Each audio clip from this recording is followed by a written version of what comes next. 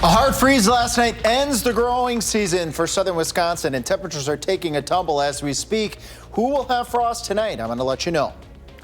And outrage over a canceled board meeting. Why residents of the town of Vienna say local leaders are not being transparent. Plus, a Madison musician's song goes viral, where it's topping the charts in Europe. That's all coming up now on News 3 Now at 10. And good evening. Thank you so much for joining us tonight. I'm Arman Rahman. Eric and Sarah have the night off. Well, we begin with a look at the forecast. It sounds like there's some more frost on the way. Alex, who might get it? I hope it's not me, because I was kind of tired of the icy grass today. Yeah, all of us woke up in southern Wisconsin to a hard freeze, widespread frost. Look at these temperatures last night. As cold as 21 in Camp Douglas, 23 in the Dells, 22 in Lone Rock, 26 in Madison, and 27 in Janesville. The hard freeze, as I just mentioned earlier in the newscast, that ends the growing season, and our temperatures are tumbling. Tonight, Madison, Baraboo up to Camp Douglas, down to Janesville, and northeast towards Watertown, Beaver Dam, and Jefferson. I think you might stand a chance to seeing more frost tonight, but no frost advisories or freeze warnings, because again, last night's hard freeze ended the growing season. And here are those temperatures right now. We're already at 32 in the Dells, 33 in Madison, so we're already approaching that low, but a little bit warmer off towards the west. The weather system out to the west is going to try to make its way in and warm those temperatures up just a little bit, especially later in the weekend. That weather system could have an isolated shower with it as it approaches southern Wisconsin. When I come back, we'll use Future Track, and I'll let you know, Armand, in southern Wisconsin, who might see those showers tomorrow. All right, Alex, thank you so much. We'll check back with you in just a little bit. Meanwhile, community members are frustrated with board members in the town of Vienna after a meeting about a proposed data center was canceled. Vienna board members canceled the meeting about an hour before its scheduled time. Town clerk Kathleen Clark says they weren't ready to hold the meeting today. Roughly a dozen people plan to attend, and they tell us they're hurt because the one thing they wanted from board members is transparency. What concerns me is that these conversations have been going on for weeks, months, let's say, and there really aren't any, at least not that I have seen, official information. But it does affect everybody around here, and so everybody around here should be paying attention, but they can't pay attention if they don't know.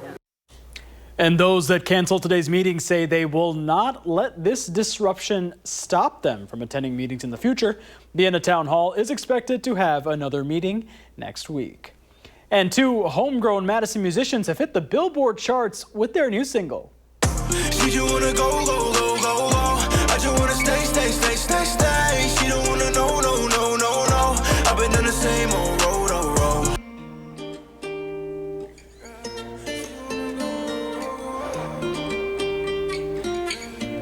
And that certified banger, as the kids call it, was just a snippet of the song Stay Go from hip-hop artists Trust and Backwoods. Their single broke into the Luxembourg charts at number 17. Tuesday morning I wake up and, my record label gives me a call and tells me that I'm actually on the Billboard charts in Luxembourg. And, I didn't even know where that was. So I had to go look on Google Maps and figure it out. It'd be fun to, go perform there one day or something like that. Definitely a really cool surprise for sure. Stay Go was originally released 3 years ago, but found new life after going viral on Spotify and TikTok. And we'd like to apologize to our viewers who tuned in tonight for the Wisconsin Huddle. Due to a technical error, the show did not air, but the newest episode featuring Wisconsin Hall of Famer Joe Thomas is available online at channel3000.com right now. It'll also air tonight right here on Channel 3 at 12:38 a.m. after Comics Unleashed and at noon tomorrow. It will air during its regular time of 11 a.m. tomorrow on our sister channel, WISC-TV 3.2. Well, next at 10, Alex tells us if there's any rain that's coming to the region over the weekend. And it's week 1 of the high school football playoffs. Sports Director Andrew Banstra has the highlights next. You're watching News 3 Now at 10. Welcome back. It's been a dry and cool start to the weekend, but is there any rain headed our way? Alex joins us now with that answer. Alex? Tiny chances of rain. As we go into Saturday, clouds are going to build in as we move through the day on Saturday. Just a few dots of showers, mainly Lone Rock, perhaps I should say Lone Rock to Dodgeville to Mineral Point, west of Madison. But notice the sparse nature of these showers. A lot of places staying dry, but don't be surprised to maybe have a shower or a sprinkle as we go into Saturday. Overall, though, cloudy skies will continue, and then as we head towards Sunday, eventually the sun will make its presence back out again. Tonight, so temperatures coldest Madison and areas off towards the north, towards the east, over towards Watertown, over towards Beaver Dam. A little bit of patchy frost still cannot be ruled out. Lesser of that chance towards the Mississippi River because those clouds are trying to come in, and those clouds will hold in some of that heat trying to go out to space. So I think the patchy frost will be mostly Madison areas off towards the north, towards the east. We'll do 50s for high temperatures tomorrow, about where we should be, just a touch below normal, but overall not a bad day, just that tiny chance of a shower. We'll do 60 on Sunday and then staying in the 50s all the way up through next week. Halloween will do 50 for high temperature. Right now it is looking dry at this point in time, maybe turning a little cooler as we head into that following weekend. Join Blaze and myself at the Wisconsin Energy Institute. That's downtown Madison, Wisconsin, downtown in Madison, from 10 a.m. to 1 p.m. tomorrow. We're going to give you hands-on exposure to using our severe weather tools. There's some severe weather expected along the Gulf, and we're going to let you track with our guidance tomorrow. We are looking forward to seeing you come downtown to the Energy Institute for the Wisconsin Weather Festival. Now, who wants to win a First Warn Weather Ready shovel? Why don't you just go to that First Warn Weather app right now to enter your winter weather photo. There we go, showing you how to do this here. Channel3000.com and also on our First Warn Weather app. All you have to do is just click that enter your own button, and we're already getting photo submissions. And then what's going to happen here is 5 lucky winners will be announced during Wisconsin's Winter Weather Awareness Week during the week, I should say, of November 17th through the 21st as we continue our momentum with our Winter Ready special that aired last week. So again, go to the First Warn Weather app, scroll on down a little bit further. There we go. Click that Winter Ready photo contest card, or you can go to channel3000.com, go to our Winter Ready page, and submit your photo that way. We're looking forward to those submissions, and then you get a First Warn winter shovel. And I'm not looking forward to the day that we ever have to use it, but it's coming. True. That's Yes. all for News for Now at 10. The final drive starts right now.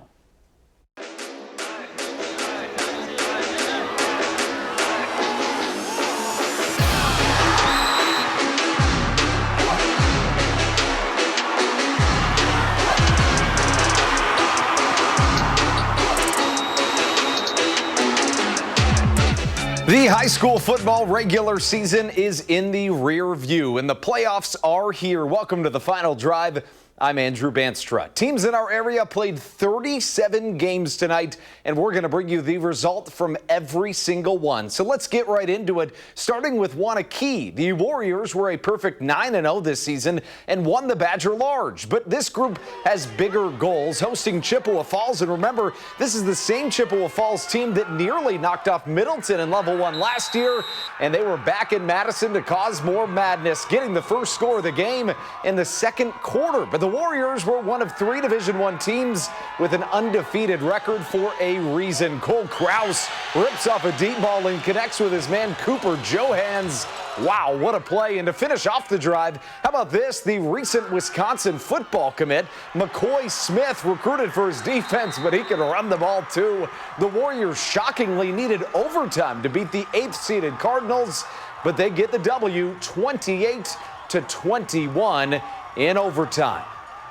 Looking at more Division I scores, Madison West, they can't get the job done against Muskego, and Sun Prairie East, they see their season come to an end as well.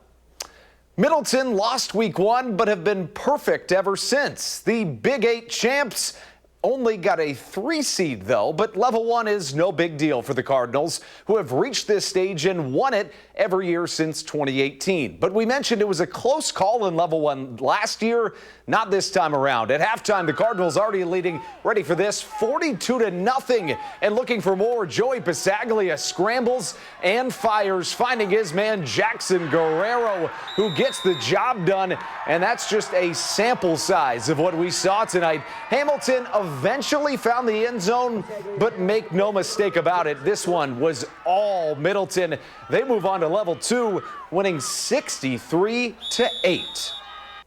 Moving down to Division 2, where Monona Grove would look to keep flying high. They went 8-1 this season, their first 8 win in the regular season since 2018. They were hosting Brookfield Central, and let me tell you what, Monona Grove was not messing around. First drive of the game, and how about Jackson Zakowski? He gets the score and does it with ease. In Monona Grove, they were just getting started, this time doing it on the defensive end. How about this? Robbie Olson, well, he's going to force the safety on the Lancers. Check this out. Tackles him, brings him down, and that is 2 more points for MG, who goes on to win it 39-8, the final score.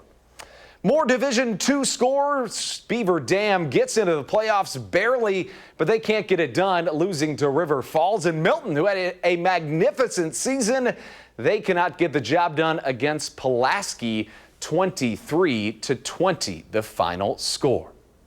Moving down to Division 3, where Edgewood has some wrongs to right. Sauk Prairie spoiled their undefeated season last week, robbing them of an outright Badger Small title. The Crusaders have a chip on their shoulder heading into the postseason, and they would absolutely show it off tonight at Breeze Stevens Field, hosting Rhinelander. And how good has number 5 been? The QB, Gannon Bagstead, fires it off on the screen pass, and he finds his man, Will Kelly. And you can catch him later, not going to get him, and the Crusaders find their way into the end zone, and later they do it on the ground. Carter Soma runs in past the pylon, getting the job done, and they cruise to the Crusaders to the victory, 35-7, the final score. Elsewhere in Division 3, a couple of sad endings to good seasons for teams in our area. Jefferson loses to Catholic Memorial, and McFarland, they find themselves losing to Whitnall 42-0. And we send it to Nash Dara for another fantastic game. Mount Horeb Barneveld is a force to be reckoned with, but for their standards, we're humbled a little bit in the regular season. The Vikings have something to prove in the playoffs and certainly have the talent to do it, hosting the Lumberjacks of Wausau East in level 1 of the playoffs. But the Vikings get the first chop, 3rd and 11 in the first quarter. Brooks Hendrickson completes a pass to tight end Henry DeRosier. A 2-point conversion later would make it 8-0. We go then to the second quarter, another 3rd and 11 pass to complete to wide receiver Django Christian, who spins and spins his way into the end zone. Mount Horeb would go on to win 31-7. Nash, what a season it's been so far for Mount Horeb. Hopefully more to come for them. We mentioned how good Sauk Prairie was this season. They lose a shocker to Pewaukee 31-10, and Reedsburg, they move on, beating Waterford 49-24. Down in Division 4 with our first friendly fire. 2 teams from our area going at it. Lodi, a 3 seed, hosting Platteville in a good old-fashioned Southwest Wisconsin showdown. Lodi would see the only points of the first half with a touchdown. But Platteville, well, they came out of the half hungry to find the scoreboard, and they would find it right away with a bulldozing touchdown from their running back, Tyler Sassy, who put some sass on it. They'd finally get into the end zone with the Hellman, and they'd tie it up later. Now Lodi, it's Casey Fleshman. You're not going to get him. I guess in this case, maybe you do. But then get the job done, getting it into the end zone on the very next play. Or would they? Platteville with the interception. See you later. And the Hillmen with an absolute stunning win over Lodi, winning it 37-30. Staying in Division 4, Columbus shows why they're a 1 seed, dominating Brown Deer 60-15. More Division 4 scores. Evansville advances easily 40-0, while Beloit Turner sees their season come to an end 41-7, the score there. More in D4 with another postseason pairing featuring two of our own. Lake Mills, a 4 seed, hosting the 5 seed, Edgerton. And this is the kind of matchup you live for in the playoffs. However, it was only one team that was really ready for the test. Lake Mills would get on the board on their very first drive of the game, feeding their running back, Caden Smolinski. Later, well, it would be more running back action. A pitch to Camdy Tandy Habich, who says, how about we get one more touchdown, blockers in front, and he gets the job done. And unfortunately, it was just not Edgerton's night. They'd fall to the Hellcats in absolute shocking fashion, 42-0, the score there.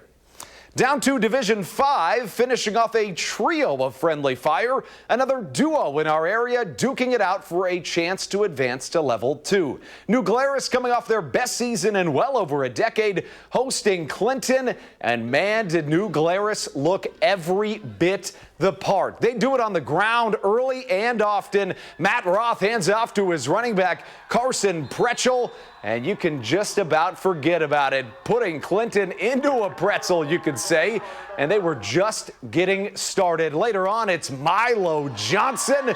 He spins his way in, and Johnson, speaking of just getting started, was going to get it done once more. MJ into the end zone as New Glarus wins it, and they don't leave any doubt about it. 43-0, the final score. Elsewhere in Division 5, Richland Center and Lancaster, they both lose, ending their 2025 campaigns. More D5, Watertown Luther Prep, they can't pull off the upset. And a stunner here. How good was River Valley this season? They were fantastic, but they can't get the job done against Durand, Arkansas. 40-21, they lose. Down to Division 6, where Darlington, well, of course, they move on 55-14. And Waterloo, they lose to, you can't see it here, but it's Manitowoc Lutheran Prep. And Lutheran Prep gets the job done. I think the score is flipped there. It certainly is. Waterloo, unfortunately, did not advance. Manitowoc won this matchup. Meanwhile, Cambridge, they can't get the job done. They were fantastic this year, losing to Waiawega Fremont 21-7, and Fenimore beats Mineral Point 50-7. And it was more D6 woes here, at least for Marshall. They lose to Bangor. But how about this for an upset? Markesan, who came into this game 9-0, well, they go home with a loss as Belleville, the 7 seed, sends them home 42-14.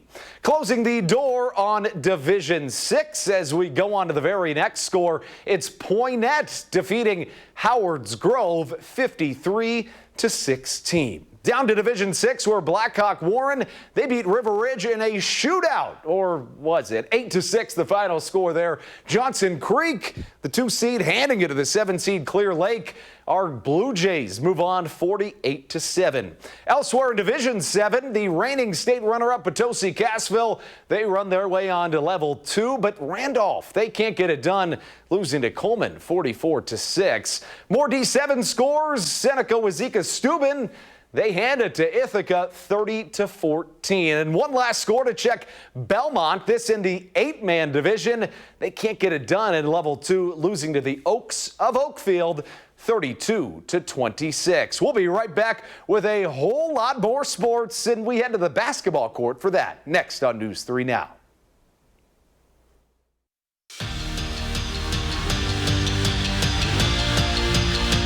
The last time that Wisconsin men's basketball played someone other than themselves was when they lost in the second round of the NCAA tournament last season. We all remember how heartbreaking that was, but we move on to a new campaign. Tonight, they unofficially began their new season, playing Oklahoma at Fiserv Forum in an exhibition game. So this not for real, a scrimmage, if you will. We jump right to the end. The Badgers trailing by 3 points with 1 minute and 10 seconds remaining. And how about Aussie, the transfer from Portland, the stretch 4 from down under, ties the ball game at 78 points apiece. He finished with 17 points and 6 rebounds, and later trailing by 4 with 6 seconds to go. John Blackwell hits the jumper to cut it to 2. The Badgers were really working from behind for almost all of this game.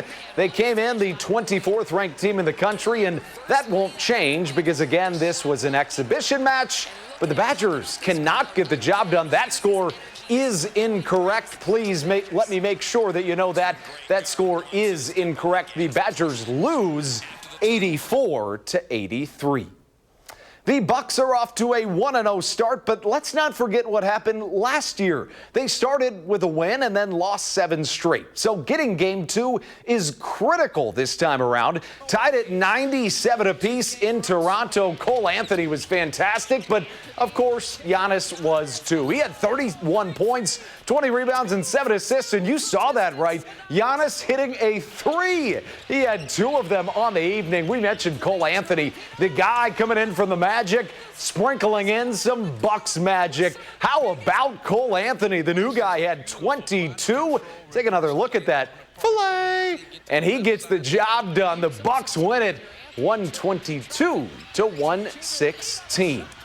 And we head out to Washington, where Wisconsin volleyball, the 12th ranked team in the country, is currently tied at a set apiece with the Huskies of Washington. Hopefully the Badgers can end up pulling that one out.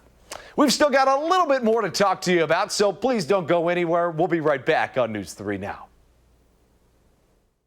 Tonight on The Late Show with Stephen Colbert. I want to beg you, don't go, don't go. It's Bette Midler, and from the hit new comedy DMV, Tim Meadows. CBS Tonight.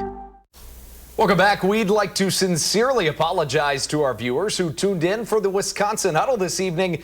Due to an unfortunate technical error, the show did not air. But the good news is that you can find it online. It's been online for a couple hours, and you can watch the Hall of Famer Joe Thomas, available on channel3000.com. It will also air tonight right here on Channel 3 at 12:38 a.m. after Comics Unleashed, and at noon tomorrow. And of course, it will also air during its regular time of 11 a.m. tomorrow on our sister channel, WISC TV 3.2.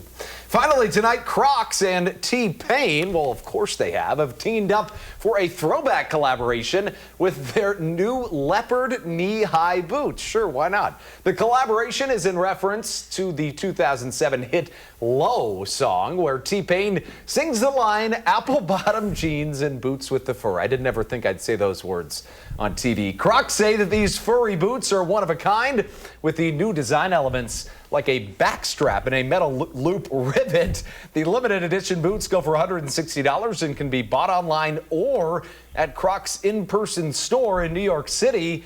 I didn't know this was a new thing. I already own those boots. Yeah, it looks like I'm going to be out of another $160 myself, too. So if they're coming out with more, I mean, how could you not want those? I mean, I think I'd look good in them. Sure. We did have one more final high school football score to get to you. Verona, they dominated Pulaski. Thanks so much for watching News 3 Now at 10. We'll see you tomorrow morning.